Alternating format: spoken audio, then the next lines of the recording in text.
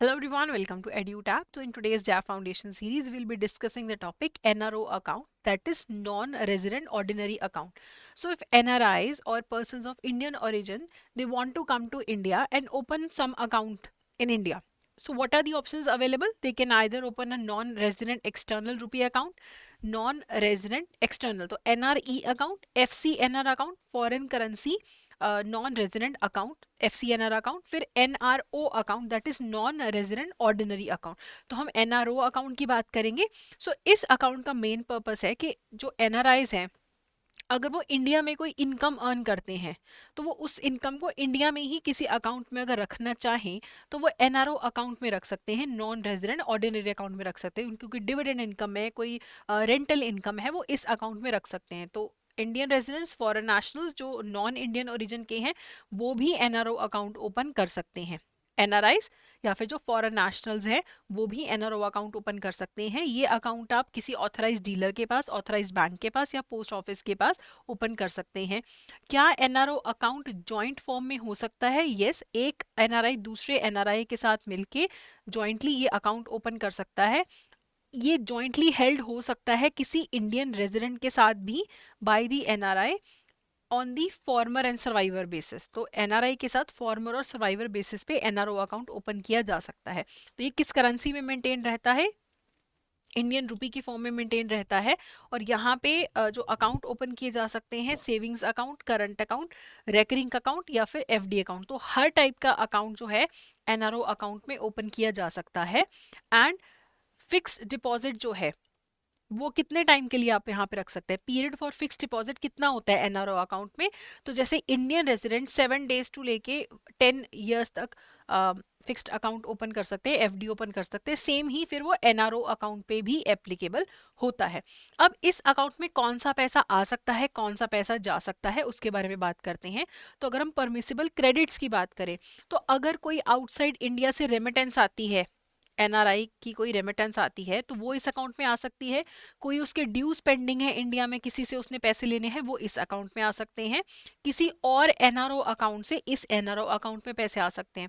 अगर आपका कोई रिलेटिव आपको with in the prescribed limit, जो लिबरलाइज्ड रेमिटेंस स्कीम एक होती है ना, जिसके थ्रू इंडिविजुअल रेजिडेंट्स जो हैं इंडिया के, वो फॉरेन में पैसा भेज सकते हैं अप टू $250,000 अ ईयर.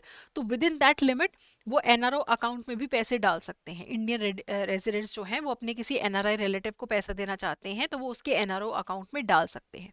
ठीक है.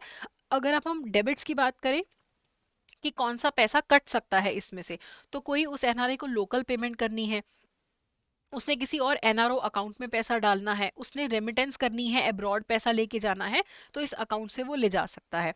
अब देखो, क्या वो फ्रीली ये पैसा लेके जा सकता है? तो लिमिट है थोड़ी सी. $1 मिलियन की यहाँ पे लिमिट है. ऐसा नहीं कि $10 मिलियन है तो 10 मिलियन ले जाएगा. एक साल में NRIs और PIOs जो है $1 मिलियन तक का जो पैसा है अंडर FEMA रेगुलेशंस रिपैट्रिएट कर सकते हैं. ठीक है. अगर वो एक NRE अकाउंट से दूसरे NRE अकाउंट में पैसा ट्रांसफर करते हैं, वो भी with in this $1 million facility ही वो पैसा ट्रांसफर कर सकते हैं. ठीक है. अब $1 मिलियन तक का करेंगे एक फाइनेंशियल ईयर में, लेकिन टैक्स भरने के बाद. तो जो टैक्स इंडियंस का पे एप्लीकेबल है वो इनकी इनकम पे भी एप्लीकेबल होगा. NRO अकाउंट का जो बैलेंस है उस पर टैक्स एप्लीकेबल होता है. क्या वो इस बैलेंस के अगेंस्ट लोन ले सकते हैं इंडिया में? NRIs NRO अकाउंट के बैलेंस के अगेंस्ट तो ले सकते हैं, इंडिया में ले सकते हैं. लोन आउटसाइड इंडिया नहीं ले सकते, इंडिया में ले सकते हैं. और अगर एक NRI ने FD कराई है NRO अकाउंट में इंडिया में, तो उसे इंटरेस्ट मिलेगा उस पर. और अगर उसका जो वैल्यू है डिपॉजिट का, अगर वो 2 करोड़ या उससे ज़्यादा का है, तो उसे भी बल्क डिपॉजिट माना जाएगा. तो जो इंटरेस्ट है वो भी उस हिसाब से, टेन्योर के हिसाब से वेरी कर सकता है. ठीक है. तो अब इससे रिलेटेड कुछ MCQs कर लेते हैं. एक बार फिर से मैं आपको डिफाइन कर दूं कि जो NRO अकाउंट है, अगर किसी को इंडिया में अपना पैसा सेव करना है, NRI को इंडिया में ही, तो वो कर सकता है. वापस ले लेना चाहे एक साल में $1 मिलियन तक वो रिपैट्रिएट कर सकता है. इस अकाउंट पे टैक्स भी लगता है. ज्वाइंटली भी आप ये अकाउंट ओपन कर सकते हैं. नेक्स्ट है, can funds in an NRO account be repatriated abroad? Yes, without any restriction. Yes, with restriction as per RBI guideline. या फिर no funds can not be repatriated, only under special circumstances. तो obviously कर सकते हैं, but as per RBI guidelines कितना है, $10 लाख, यानी कि $1 million. What is the tax implication on the interest earned on NRO account? तो जो आप NRO अकाउंट पे इंटरेस्ट अर्न करते हैं, जैसे ही इंडियन रेजिडेंट्स पे टैक्स लगता है वैसे ही NRO अकाउंट पे भी टैक्स लगता है, टैक्स फ्री नहीं है। सो बी यहाँ पे करेक्ट आंसर है। अगला है which of the following forms can an NRO account take in India? किस फॉर्म में हो सकता है NRO account? Savings, FD, RD। तो तीनों ही फॉर्म में हो सकता है।